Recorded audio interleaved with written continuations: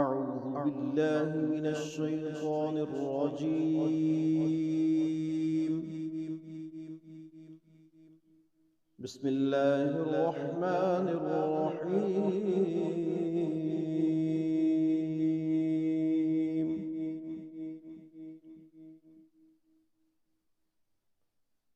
أرأيت الذي يكذب بالدين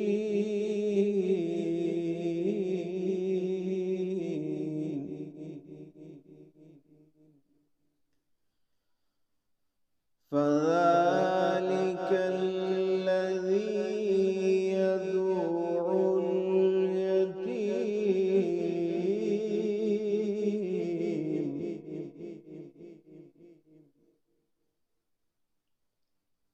ولا يحض على طعام المسكين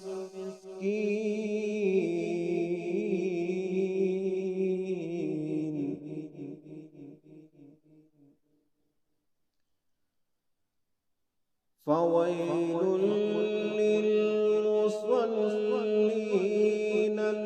الذين هم عن صلاتهم ساهون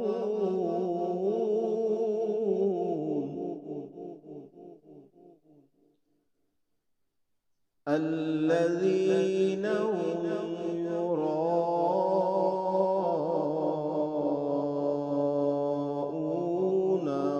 ويمنعون الماعون.